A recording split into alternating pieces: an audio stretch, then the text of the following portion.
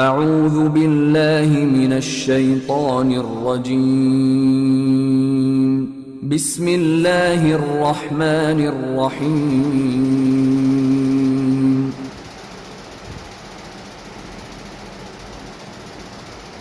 اعوذ باللہ من الشیطان اللعین الرجیم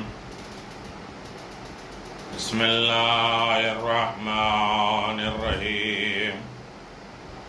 الحمد للہ ذی المن والاحسان وذی العز والسلطان الذی خلق الانسان وعلمہ البیان والحمد للہ الذی نور قلوبنا بولایت محمد وآل محمد اللہم صل علی محمد وآل محمد وعجل فرج آل محمد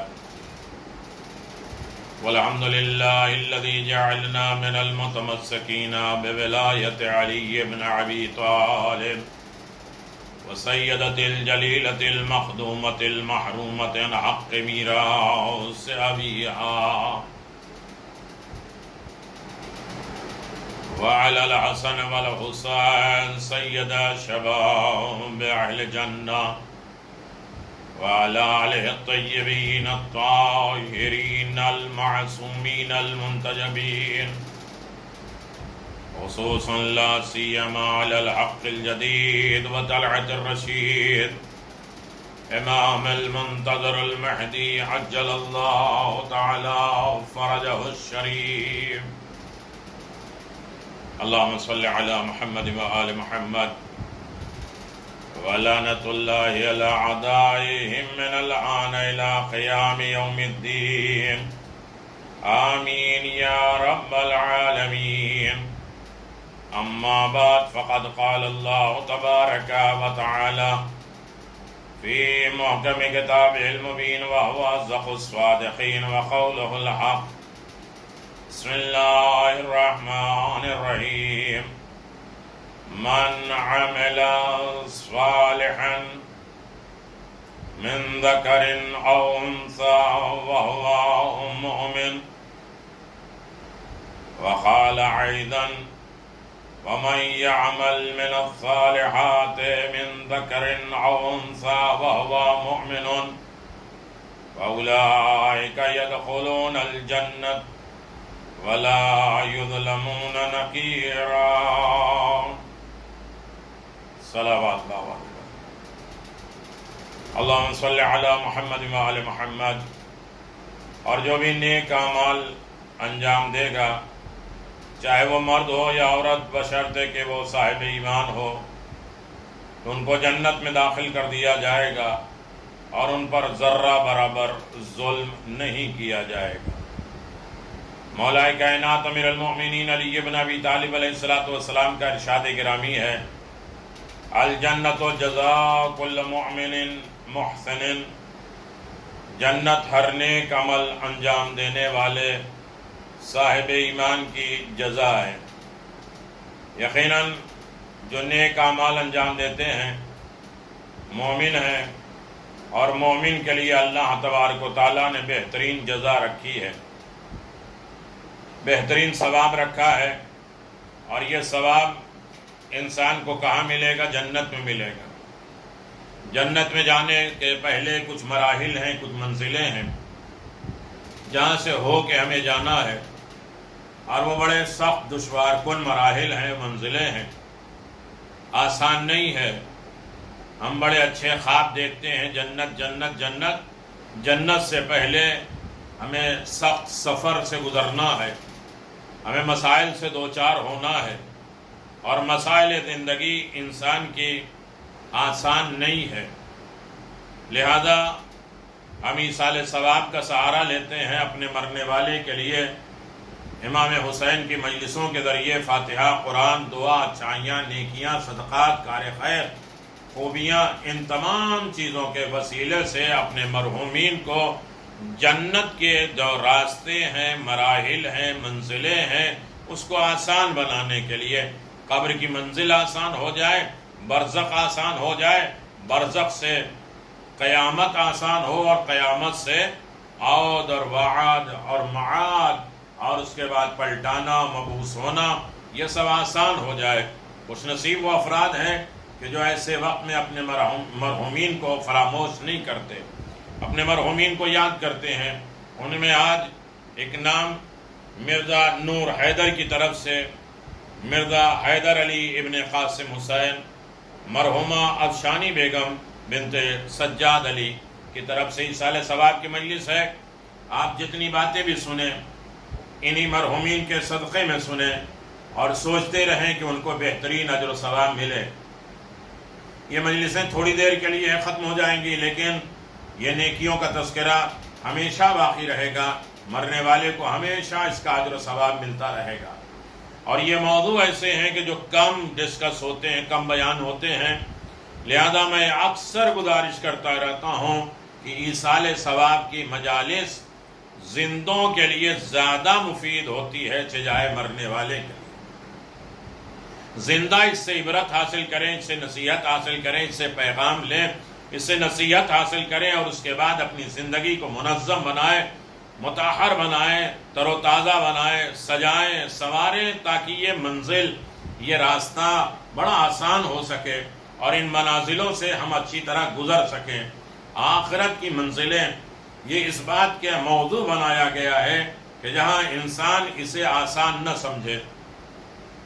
اس سفر کی، اور سفر بڑا سخت ہے، چاہے انگلش میں کہیں سفر ہے، لیکن سفر کے لیے ائمہ معصومین نے فرمایا چاہے 1 میل 1 فرسخ کیوں نہ ہو، سفر مشکلات کا نام ہے، دشواریوں کا نام ہے، گھر جیسا ماحول نہیں ملے گا۔ سفر، جناب مسلم نے عقیل کے ضمن میں بہت سی روایتیں ہیں سفر کی، اور سفر کی صعوبات اور زحمتیں اور تکلیفیں، لہذا ہم اس سفر کو سیریس لیں، اس سفر کی طرف آمادہ ہوں، اس کی تیاری کریں، یہ سفر ہمارا آسان ہو جائے اور ہمیں جنت نعیمہ مل جائے، لیکن اس کے لیے ہمیں یہ راستہ طے کرنا پڑے گا۔ یہ آخرت کی منزلیں، آخرت کی سبیلیں، آخرت کے زینے، آخرت کے درجات، ان تمام چیزوں کی طرف ہمیں غور کرنا ہے۔ بڑی سیریس باتیں ہیں اور تفصیل کن ہے، اور اس ضمن میں واقعات، روایات یا ادھر ادھر کی خطابات ہم حصہ نہیں لے رہے ہیں کہ اپنی خطابت میں ہم ایک حدیث لیں اور اس کے بعد اس پر خطابت کریں۔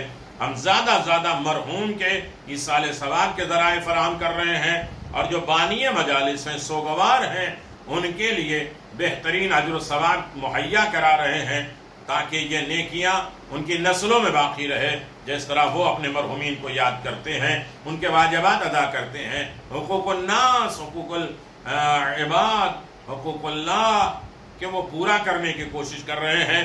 اس لیے کہ ماں باپ کا 2 ہی حق ہیں، یا وہ غلام ہوں تو انہیں خرید کے آزاد کر دو، یا وہ مقروض ہیں تو ان کے قرضوں کو ادا کر دو، چاہے وہ قرض واجبات کی شکل میں ہو، یا مال کی شکل میں ہو، یا اعمال کی شکل میں ہو۔ بندوں کے اعمال ہیں، حقوق ہیں، یا خدا کے حقوق ہیں، اسے پورا کرنے کی کوشش کریں، ورنہ باپ کا حق جو ہے وہ 80 ہے، جس میں سے 40 مرنے کے پہلے، مرنے تک زندگی میں، اور 40 موت کے بعد۔ ایک سلسلہ ہے، مراحل ہیں، اس کی طرف ہمیں غور کرنا ہے۔ تو پہلی منزل ہے اس سفر کی، پہلی منزل موت۔ موت کا لفظ ہی سن کر ہمارے اندر عجیب کیفیت پیدا ہو جاتی ہے۔ کل نفس ذائقۃ الموت ثم الینا ترجعون، ہر نفس کو موت کا ذائقہ چکھنا ہے، اور پھر تمہیں پلٹایا جائے گا، بلایا جائے گا، لے جایا جائے گا۔ موت تک نہیں ہے، ہمیں منزل ہے کہ جب ہمیں لے جایا جائے گا۔ وہ منزلیں، وہ آخرت کے راستے، وہ زینے، وہ طریقے، وہ سبیل کیا ہوں گے کہ جس کی طرح سے ہمیں لے جایا جائے گا۔ محشر میں کہیں رسوائی تو نہیں ہوگی، کہیں ذلت تو نہیں ہوگی، حساب و کتاب کی منزل پہ حقوق مانگنے والے تو نہیں آئیں گے، ہم اپنا چہرہ تو نہیں چھپائیں گے، اور اس طریقے سے کوئی بس میں کوئی ہم سے حق مانگ لے تو ہم اس محشر میں کیا دیں گے؟ تو بڑی سخت منزل ہے، موت موت ہے۔ موتو قبل ان تموتو، مر جاؤ اس سے پہلے کہ موت آئے۔ موت کیا ہے؟ موت کی تعریف کیا ہے؟ موت کہتے کسے ہیں؟ تھوڑی دیر آپ اس طرح سے بھی سن لیا کریں، اچھی اچھی باتیں سنتے ہیں، واہ واہ کرتے ہیں، نعرے لگاتے ہیں، تھوڑی دیر ہم اپنے بارے میں تھوڑی باتیں کریں۔ جب ہم دوسروں کے بارے میں سنتے ہیں، دوسروں کا تذکرہ ہوتا ہے، مجلس ہماری ہے، تبرک ہماری ہے، یہ نیٹ، یہ ویڈیو، یہ وائی فائی، یہ تیاریاں، یہ کتاب، یہ بک، ساری زحمتیں اٹھانا ہمارا کام ہے، فرش بچھانا اور دیگر سارے انتظامات کرنا، اور اس کے بعد تذکرہ ہو تو غیروں کا۔ کتنے بے وقوف انسان ہیں کہ اپنا مال خرچ کے دوسروں کی باتیں کریں۔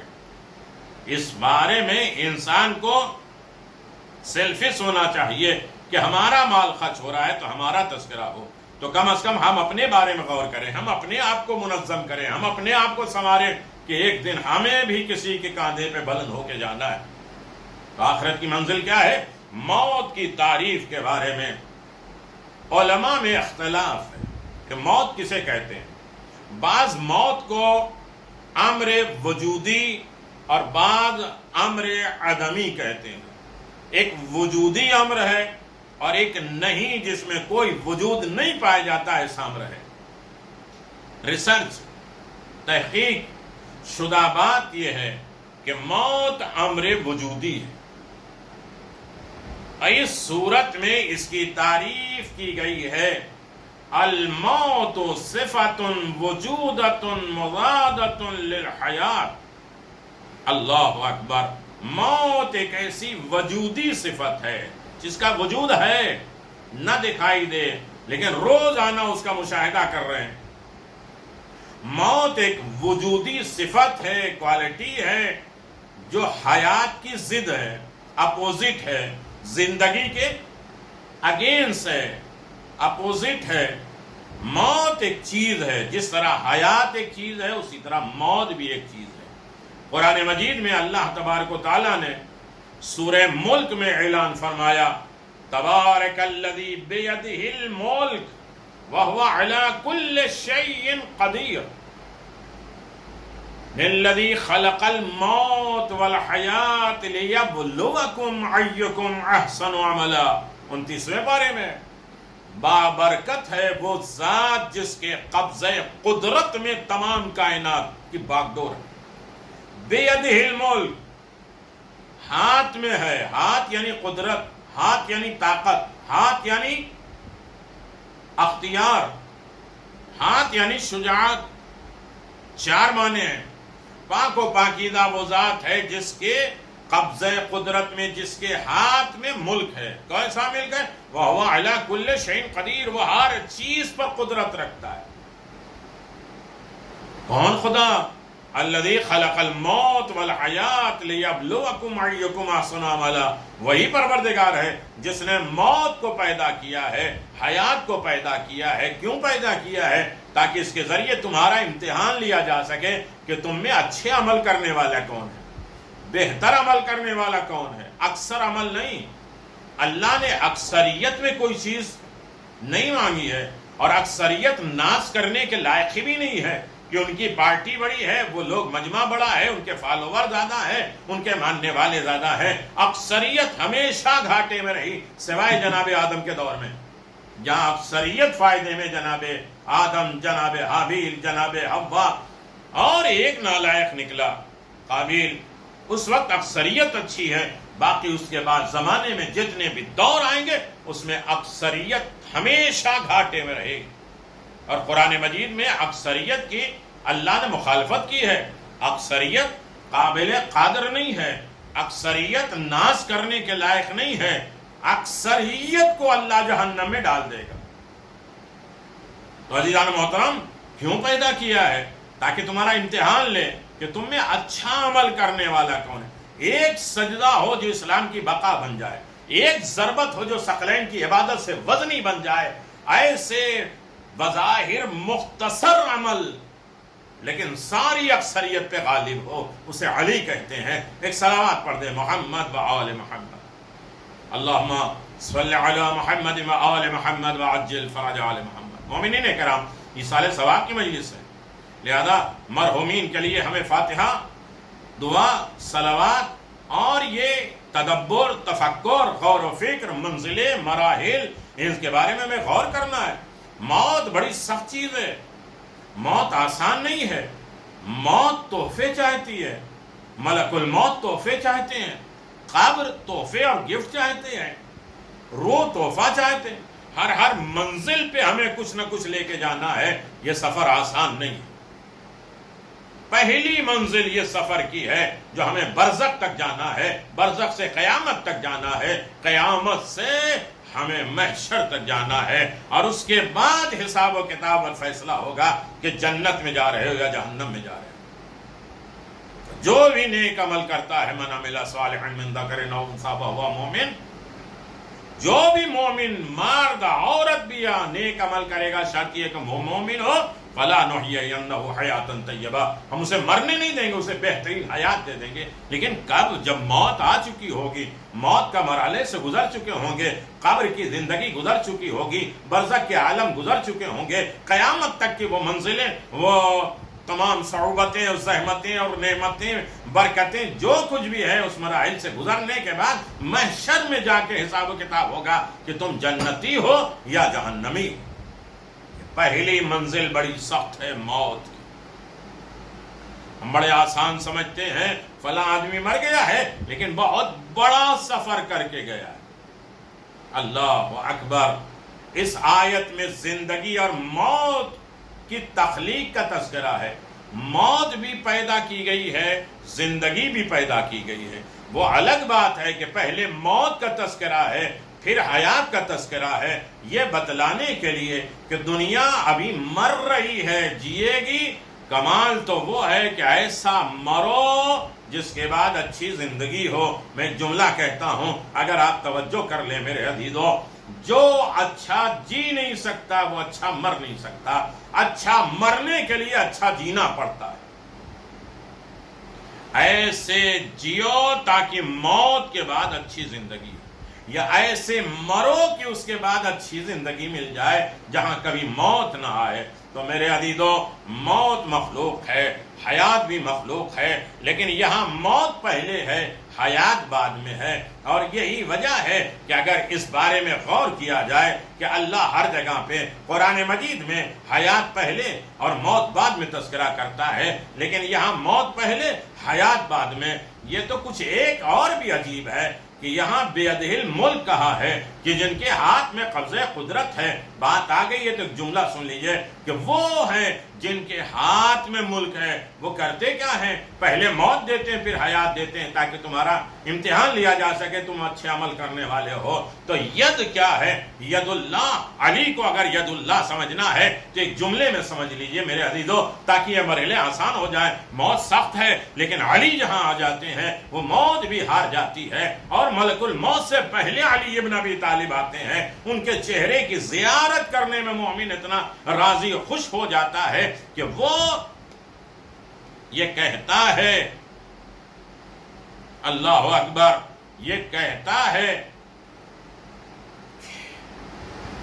مولا کائنات کے چہرے کی زیارت کرنے میں موت کی مشکلات آسان ہو جاتی، اچھا دیدار کرنے میں انسان سختیاں محسوس نہیں کرتا۔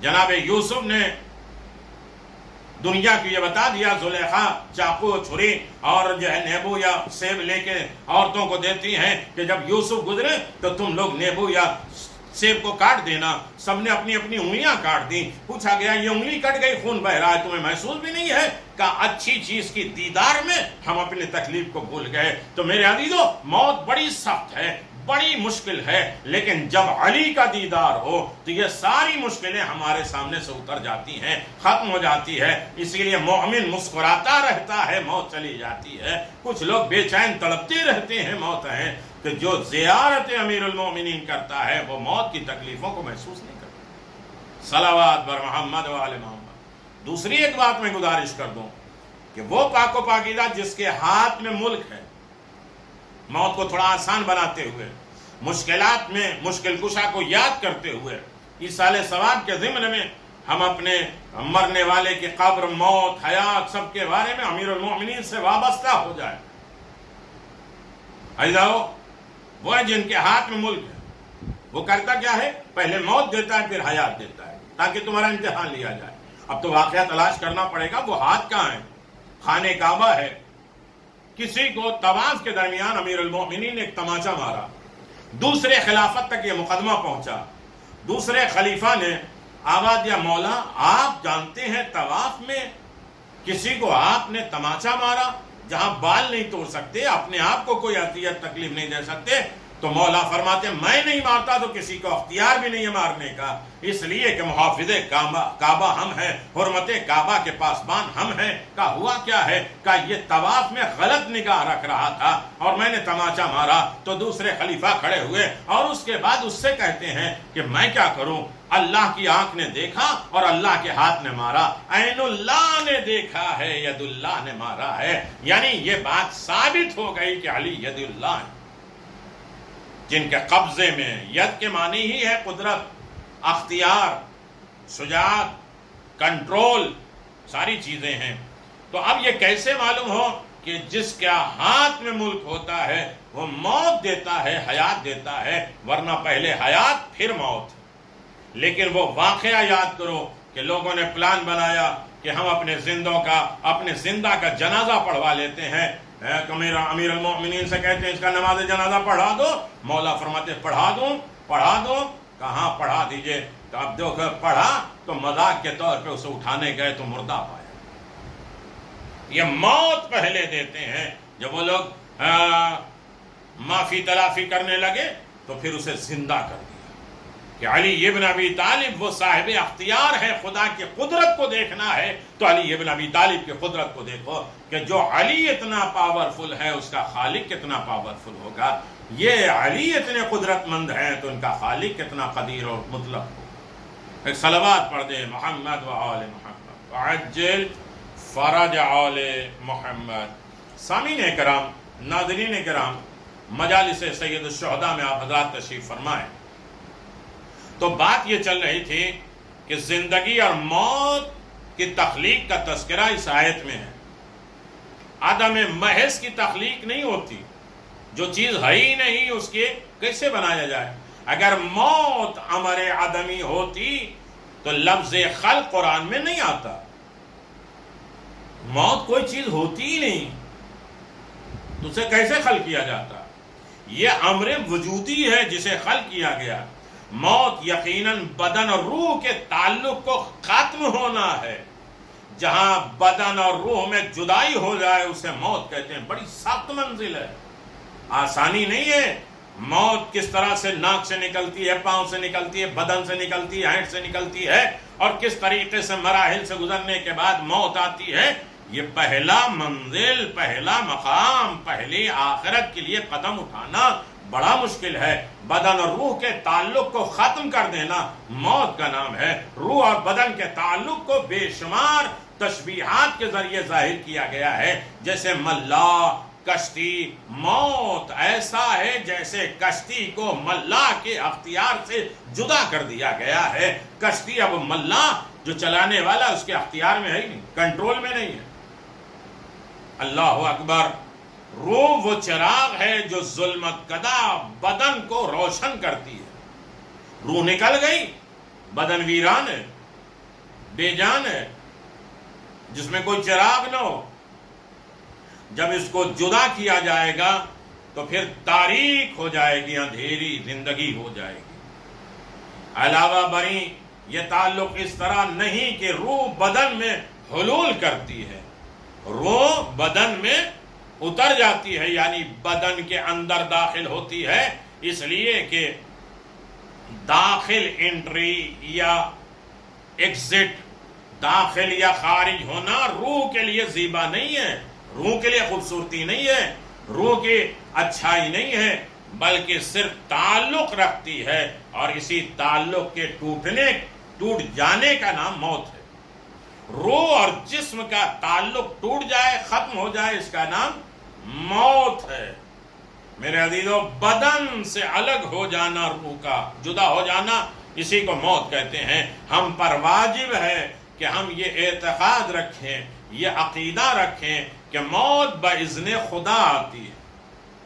خدا کی اجازت کے بغیر موت نہیں آتی ہے۔ وہی ذات جس نے شکم مادر سے لے کر، ماں کے پیٹ سے لے کر آخری دن تک روح کا بدن سے تعلق پیدا کیا ہے۔ عزیزو، اس مراحل میں انسان کو غور کرنا چاہیے اور فکر کرنا چاہیے کہ یقیناً وہی روح کے بدن کے ساتھ تعلق کو ختم بھی کرتی ہے، وہی ہمیں مارتا ہے اور وہی جلاتا ہے، جیسے قرآن مجید میں ہے اللہ یتوفی الانفس حین موتہا، سورہ زمر آیت نمبر 41۔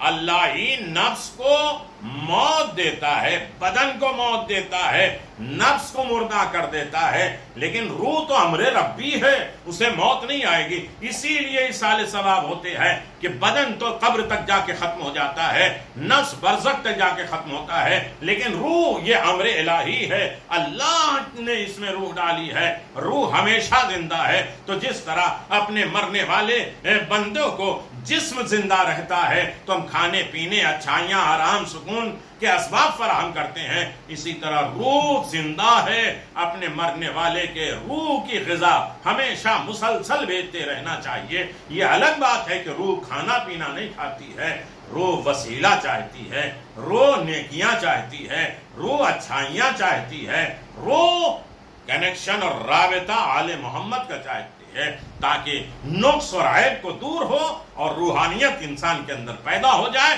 اور آل محمد سے وابستہ ہو جائے۔ ایک صلوات پڑھ دیں محمد و آل محمد۔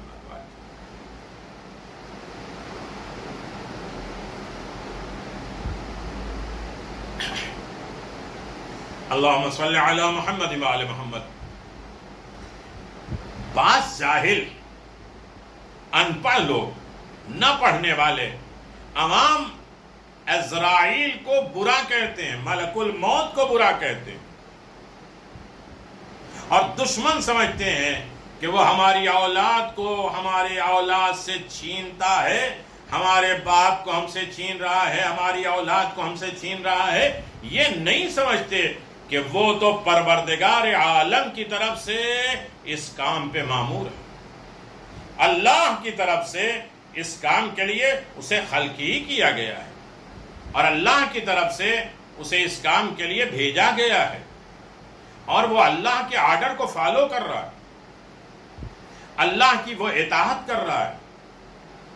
کوئی روئے، کوئی دھوئے، جب سب زمین لانے سے انکار کر گئے، کسی کی ہمت نہ ہوئی، جب آدم کا پتلا تیار ہونے لگا تو سب نے، سارے ملائکہ نے یہ کہا کہ زمین اس طرح فریاد کر رہی ہے کہ مجھے اچھا نہیں لگا، تو اللہ نے عزرائیل ملک الموت کو بھیجا، زمین روتی رہی اور یہ ہر جگہ سے زمین اٹھاتے رہی، اسی لیے کہ انسان پیدا کہیں اور ہوتا ہے، مرتا کہیں اور ہے۔ کیوں؟ جہاں کی جس کی مٹی ہو، ایک جگہ سے جناب آدم نہیں بنے، ہر جگہ کی مٹی شامل کی گئی اور بنے جناب آدم۔ اللہ سے جناب عزرائیل نے کہا کہ پروردگار میں بدنام ہو جاؤں گا، کس نے ماں سے بیٹے کو چھین لیا، بیٹے سے ماں کو چھین لیا، باپ سے بیٹے کو چھین لیا، بھائی سے بھائی کو چھین لیا، اور سب میرے اوپر بلیم لگائیں گے، الزام لگائیں گے۔ کہا گھبراؤ نہیں، تم ہماری اطاعت کرو، ہم ایسے حالات بنا دیں گے کہ تمہارے اوپر کوئی الزام نہیں لگے گا، کوئی نہ کوئی بہانہ ضرور ہوگا، یہ ہوتا تو یہ ہو جاتا، ارے وہاں علاج کرتے تو یہ ہو جاتا، ارے وہاں سے گھر سے نہ نکلے ہوتے تو یہ ہو جاتا۔ تو یہاں انسان وہ کوئی نہ کوئی بہانے تلاش کرتا ہے تاکہ ملک الموت کے اوپر کوئی الزام نہ آئے۔ یہ کیوں ہے؟ یہ اس لیے بیان کیا گیا ہے کہ معصومین علیہم السلام نے دنیا کو آواز دیا، دنیا والوں پہچانو کہ یقیناً موت برحق ہے، موت آنے والی ہے، موت کے مراحل ہیں، موت سے نہ ڈرو، موت خدا کی طرف سے ہے، اور خداوند عالم کی اطاعت کرتے ہوئے ملک الموت روح قبض کرتا ہے، اور جب ملک الموت روح قبض کرتے ہیں تو یقیناً انسان اس مراحل میں دیکھے اور یہ سوچے کہ اسرائیل جو آتے ہیں اور آ کے روح قبض کرتے ہیں اور دنیا کو بتاتے ہیں کہ اللہ کے آرڈر کو ہم نے فالو کیا. اب اگر آپ اندازہ لگائیں کہ ملک الموت کو کس عالم میں بھیجا جاتا ہے تو آیت اللہ سید دست غیب رحمت اللہ نے اپنی کتاب داستانۂ شگفت میں اہمیت زیارت عاشورہ کے ضمن میں ایک حکایت درج کرتے ہیں اور کہتے ہیں جس کا خلاصہ یہ ہے. نجف اشرف کے شہر میں ایک عالم دین نے تقریباً 100 سال پہلے خواب میں حضرت اسرائیل کو ملک الموت کو دیکھا. سلام علیکم یا سلام علیکہ کے بعد ان سے پوچھا آپ کہاں سے آ رہے ہیں؟ ملک الموت نے جواب دیا شیراز سے، روح مرحوم مرزا ابراہیم محلاتی کو قبض کر کے آ رہا ہوں. عالم دین نے سوال کیا ان کی روح کس حالت میں کس عالم میں ہے؟ جناب اسرائیل نے فرمایا عالم برزخ کی بہترین حالت اور بہترین باغوں میں ہے. خداوند عالم نے 1000 فرشتوں کو ان کی خدمت کے لیے مقرر فرمایا ہے. اللہ اکبر، کبھی ہم غور کریں، مقرر فرمایا. شہر نجف کے عالم دین نے سوال کیا آیا انہیں یہ مقام اور ان کی علمی کوششیں یا ان کے درس و تدریس، ان کو لیکچر دینا پڑھانا اور شاگردوں کی تربیت کے نتیجے میں ملا ہے؟ جناب اسرائیل ملک الموت نے کہا نہیں. عالم نے دوبارہ پوچھا کیا نماز جماعت ادا کرنے، جماعت پڑھانے اور شرعی احکام بیان کرنے کی وجہ سے؟ فرمایا نہیں. عالم دین پس یہ بلند مقام انہیں کس وجہ سے ملا ہے؟ جناب اسرائیل نے کہا زیارت عاشورہ پڑھنے کی وجہ سے، زیارت عاشورہ پڑھنے کی وجہ سے، زیارت عاشورہ پڑھنے کی وجہ سے. یقیناً روایت کی گئی ہے کہ مرحوم مرزا محلاتی نے اپنی زندگی کے آخری 30 سال کبھی زیارت عاشورہ کو ترک نہیں کیا، اور جب دن بھی بیمار اور کسی دوسرے کام کو سبب وہ خود نہ پڑھ سکتے تھے تو کسی اپنے آپ کی طرف سے نائب بناتے تھے اور ان کی طرف سے پڑھ لیتے تھے یا ان کی طرف سے وہ پڑھوا لیتے تھے. یقیناً زیارت عاشورہ وہ نہیں چھوڑتے تھے، خود نہیں پڑھ پاتے تھے تو نائب بناتے تھے. یہ وہ چیزیں ہیں جو اسرائیل کے لیے آسان ہے، ملک الموت فرشتے کے لیے بھی آسان ہو جاتی ہے. ملک الموت اس کے اوپر سختی نہیں کر پاتے، اس لیے کہ حسین ابن علی کا وسیلہ بن جاتا ہے. حسین ابن علی کا مقام بہت عالی ہے. حسین آواز دیتے ہیں اے فرشتوں چھوڑ دو، اس کی ایک امانت میرے پاس.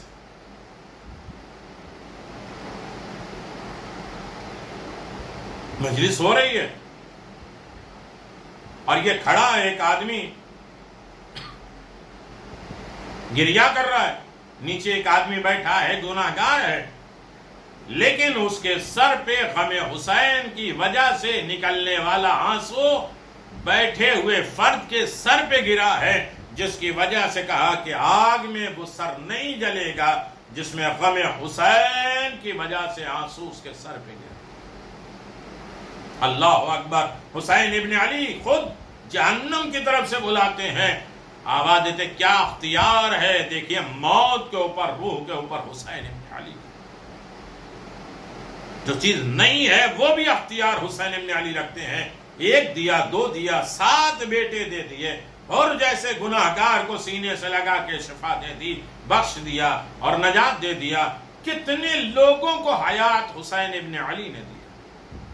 خود فطروس کو حسین ابن علی کے وسیلے سے بالوں پر ملے. غلام حسنین، غلام سلسائل، یہ جتنے بھی جن تھے فرشتے تھے، سب کو رسول خدا نے حسین ابن علی کے توسل سے حیات مانگی، زندگی مانگی.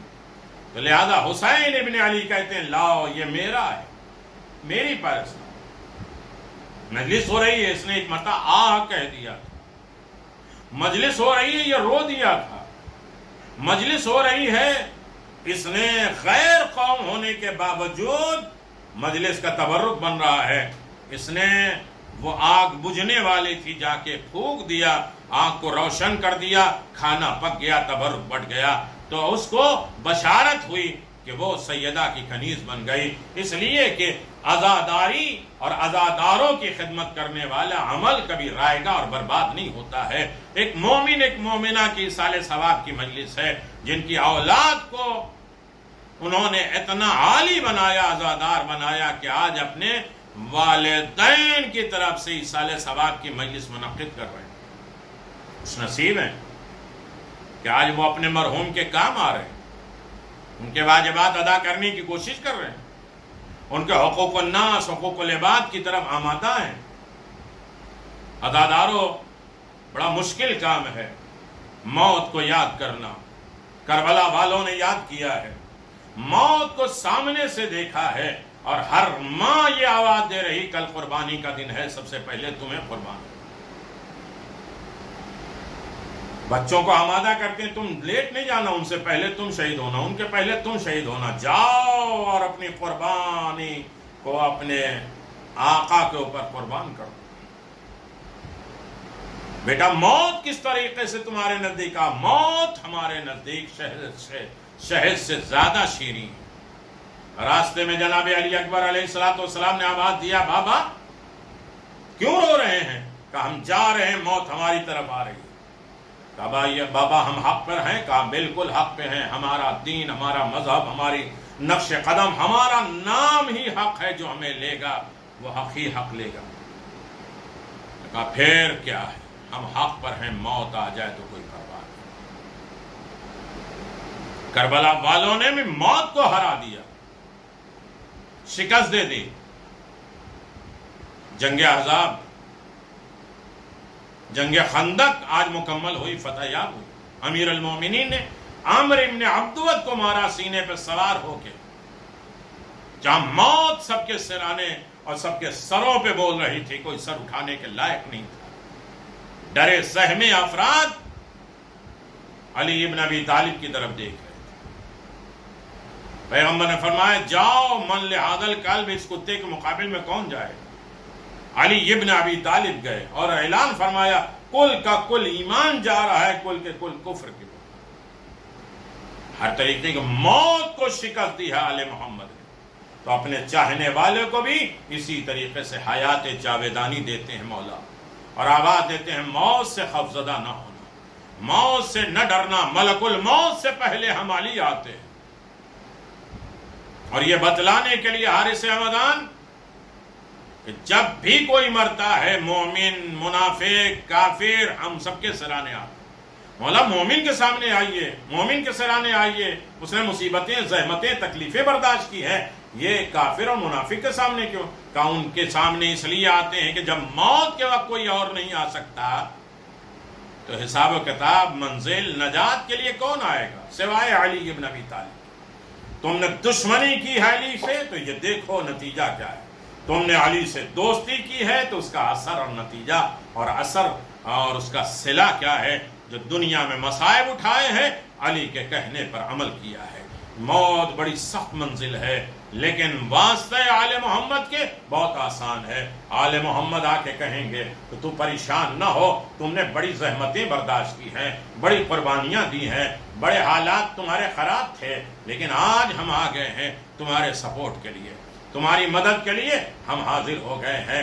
لہذا آل محمد کے چاہنے والوں، یقیناً بڑی سخت منزل ہے موت کی۔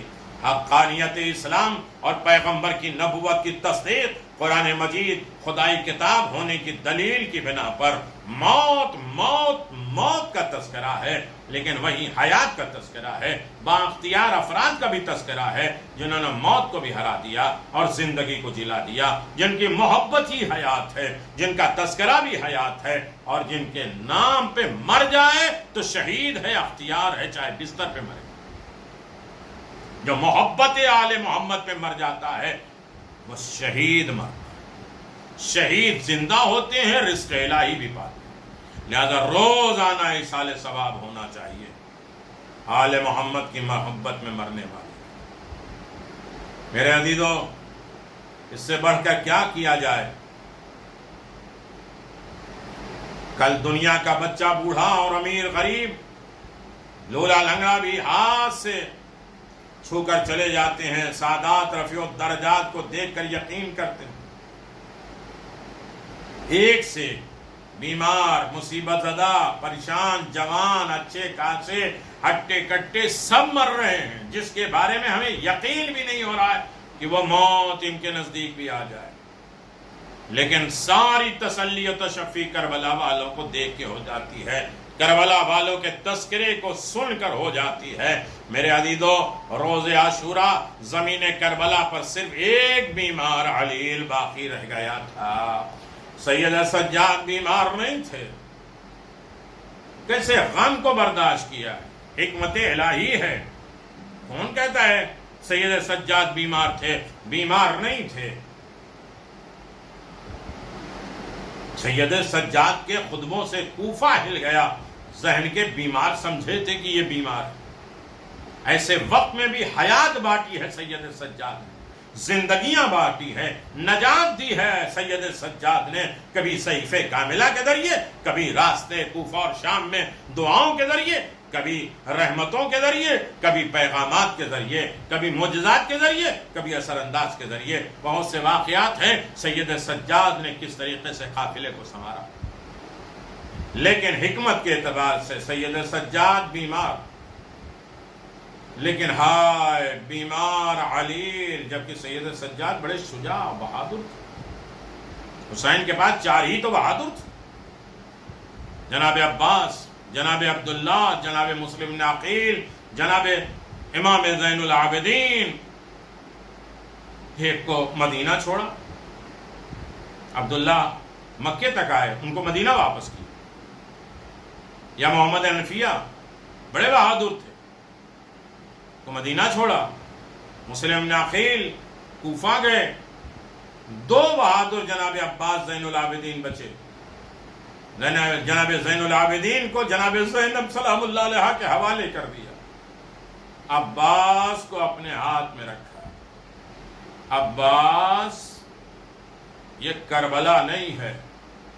اور جب کربلا آ گئی ہے تو جناب زینب سلام اللہ علیہ کے پاس گئے، بھائی بہن زینب تم جانتی ہو عباس کو جلال آ گیا، کہا آپ منع کر دیجئے، نہیں چاہتے، کہا میں نے اتنی موقع پہ عباس کو منع کیا ہے کہ مجھے ڈر ہے کہ میں اب منع کروں گا تو کہیں عباس کی آنکھوں میں آنسو نہ آ جائے، میں سب کچھ برداشت کروں گا، عباس کو روتا ہوا نہیں دیکھ سکتا۔ عزادارو، مجلس تمام ہو رہی ہے اور اپنے اعمال کی طرف، اپنی دعاؤں کی طرف ہمیں متوجہ ہونا ہے، اپنے مرحومین کی طرف ہمیں آمادہ ہونا ہے، اور مرحومین سے اس طریقے کی دعا اور مناجات کرنا ہے مرحومین کے لیے۔ سنو گے میرے عزیزو، عجیب مرحلہ ہے یہی جد سادات بیمار کربلا اپنی ماں، بہنوں، پھوپھیوں کے ساتھ اسیر ہو کر کربلا سے کوفہ اور کوفہ سے شام اس طرح ترک الروم کیے گئے، بندیاں بنائے گئے کہ ایک مرتبہ کسی نے خدمت میں ہی اس جناب زین العابدین سے عرض کیا، یا ابن رسول اللہ، سخت ترین مصائب آپ پر کہاں گزرے؟ فرمایا الشام، الشام، الشام، 3 مرتبہ نام لیا ہے، اس لیے کہ بتلانا ہے کہ شام میں 9 مصائب ایسے سید سجاد کے اوپر پڑے ہیں کہ جہاں دن بھی برداشت نہیں کر سکتا، کوئی بھی برداشت نہیں کر سکتا۔ ہاں، سید سجاد کہتے ہیں جب ہمارا قافلہ چلتا تھا تو ہمارے شہداء کو ہمارے سروں کے قریب لاتے تھے اور پہچان کراتے تھے، یہودیوں سے کہتے تھے یہ ان کو پتھر مارو اس لیے کہ ان کے آبا و اجداد نے تمہارے آبا و اجداد کو قتل کیا ہے، اور تلوار کی نوک سے بدن پہ چبھاتے تھے۔ سید سجاد رو کے کہتے ہیں ارے چھت سے آگ، گرم پانی ہمارے سروں پہ پھینکتے تھے، ایک ظالم نے ہاتھ پھینکی جس سے میرا امامہ جل گیا اور جلد تک بات پہنچی، لیکن میرے ہاتھ پسے گردن بدے ہوئے تھے، میں اپنی آنکھ کو بجھا بھی نہیں پا رہا تھا۔ ایسے مصائب اور احلام ہماری زندگی میں آئے ہیں، کہ عزاداروں کسی کی زندگی میں نہیں آئے ہوں گے. ہاں عزاداروں رونے کا مقام ہے, فریاد کرنے کا مقام ہے, ایصال ثواب کی منزل ہے. چنانچہ ابو مخنم میں سہیل ابن سعد سے روایت ہے کہ وقت شام میں داخل کے وقت جناب نے فرمایا اقادو ذلیلا فی دمشق کاننی من الذنب عند عبد الغاب عنہ نفیر. آدائے الدین مجھے شہر دمشق میں اس ذلت کے ساتھ مقید کر کے لایا جس طرح کوئی شخص کسی غلام حبشی کو جس کا کوئی حامی اور مددگار نہ ہو قید کر کے لایا گیا. وجد رسول اللہ فی کل شہیدین وشبح امیر المؤمنین امیری. عزیزو باوجود اس کے کہ تمام عالم جانتا ہے, تمام لوگ جانتے ہیں کہ میرا جد رسول خدا ہے اور جد علی مرتضیٰ علیہ السلام ہے جو باعث ایجاد عالم ہے, جن کی وجہ سے یہ دنیا خلق ہوئی ہے, جو محافظ دنیا ہے, ساری کائنات انہی کے توسل میں خلق کی گئی ہے. ارے اس پر بھی کسی نے رعایت نہیں کیا. عزادارو نیا لیتنا عبدہ دمشق ولم اکن یرانی یزید فی یداہ اثیر. کاش میں بھی ہمراہ اپنے پدر بزرگوار کے کربلا میں شہید ہو جاتا اور آج دمشق میں نہ پہنچتا اس حال سے اسیر یزید. شراب خور مجھے سامنے نہ ہوتا نہ دکھائی دیتا. میرے عزیزو اتنے غم برداشت کیے ہیں سید سجاد نے. ہاں جہاں باپ چلے گئے, چچا مارے گئے, بھائی مارا گیا, سب لٹ گئے اور اسیر ہو کے آئے ہیں. ہاں میرے عزیزو چادریں چھن گئی. ایسے وقت میں بھی سید سجاد, ہاں میرے عزیزو ایک اولاد کی طرف سے ان کے باپ کی ایصال ثواب کی مجلس ہے, لیکن آج آپ کو موقع ہے اپنے باپ کی مجلسیں کرنے کا, ایصال ثواب کرانے کا اور ساری نیکیاں کرنے کا, لیکن کسی نے روکا نہیں, ٹوکا نہیں, اسیر نہیں کیا, مارا نہیں. لیکن ہائے وہ سید سجاد, اللہ اکبر اللہ اکبر.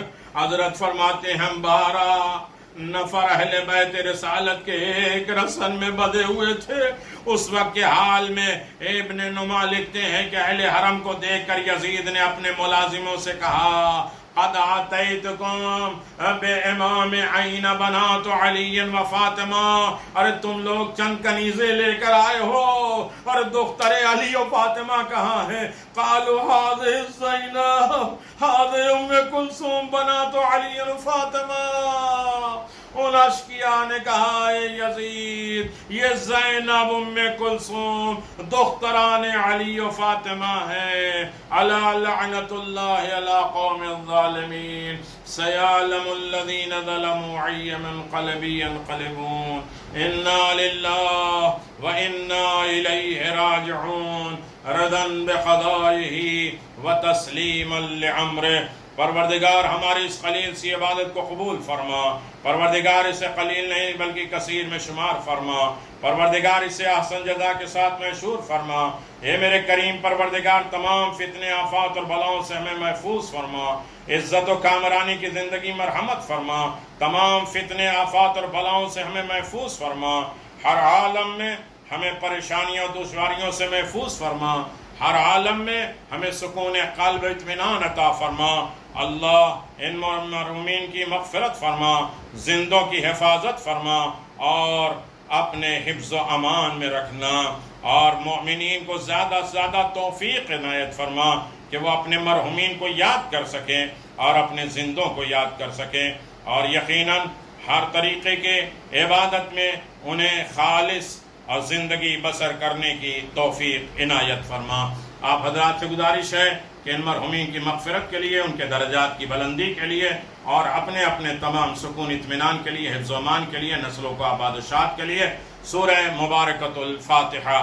ایک مرتبہ سورہ حمد مرزا حیدر علی ابن قاسم حسین, مرزا افشانی بیگم بنت سجاد علی اور مرحومہ سیدہ شہربانو بنت ذوالفقار حسین کی روح مقدس کے لیے سورہ مبارکۃ الفاتحہ۔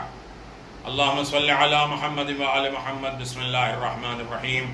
الحمدللہ رب العالمین الرحمن الرحیم مالک یوم الدین، ایاک نعبد وایاک نستعین، اہدنا الصراط المستقیم صراط الذین انعمت علیہم غیر المغضوب علیہم ولا الضالین۔ بسم اللہ الرحمن الرحیم۔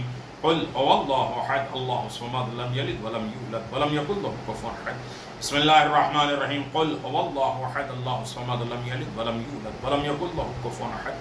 بسم اللہ الرحمن الرحیم۔ قل هو اللہ احد اللہ الصمد لم یلد ولم یولد ولم یکن له کفوا احد۔ اللہم صلی علی محمد وآل محمد۔ اللہم عجل لولیک الفرج وجعل انصارک وامانک۔ پروردگار یہ سورہ فاتحہ، یہ دعا اعمال کار خیر مرحوم مرزا حیدر علی ابن قاسم حسین، مرحومہ افشانی بیگم بنت سجاد علی، مرحومہ سیدہ شہربانو کے روح مقدس تک یہ سورہ فاتحہ دعا اعمال کار خیر مجلس اور مجلس کے تبرک اور اس سال ثواب یقیناً مومنین تک اسے حسن خوبی کے ساتھ پہنچا دے، درجہ اعلی علیین میں جگہ عنایت فرمائے، تمام فتنے بلاؤں سے محفوظ فرمائے، عزت و کامرانی کی زندگی عنایت فرمائے، امام کے ظہور میں تعجیل فرما، ہمارے تمام مرحومین کی مغفرت فرما، زیارت حسین کی دولت عطا فرما، شفاعت حسین عطا فرما، قبر میں یہ مرنے اور مرنے والیاں خوش ہو جائیں کہ ہمارے زندوں نے ہمارے لیے تحفہ بھیجا ہے۔ پروردگار ان کی قبروں کو روشن فرما، منور فرما، انہیں شاد فرما، جوار معصومین میں جگہ عنایت فرما، ان کے واجبات کو ادا کرنے کی دولت عطا فرما، انہیں حقوق الناس حقوق العباد کو درگزر فرما اور ہر طریقے کی اطمینان سکون عنایت فرما۔ ان کی آل اولاد رشتہ دار جنہوں نے یہ مجلسیں کرائی ہے، پروردگار ہر آفت اور بلاؤں سے محفوظ فرما، ہر بیماریوں سے نجات عطا فرما، عزت و کامرانی کی زندگی مرحمت فرما، روزیوں میں برکت عنایت فرما، محبت و الفت کے ساتھ زندگی بسر کرنے کی دولت عطا فرما، ظالموں کے شر سے انہیں محفوظ فرما، فتنوں کی آفتوں سے محفوظ فرما۔ ربنا تقبل منا انك انت السميع العليم بحق محمد وآله الطيبين الطاهرين۔ اللهم صل على محمد وعلى محمد وعجل فرج عليه۔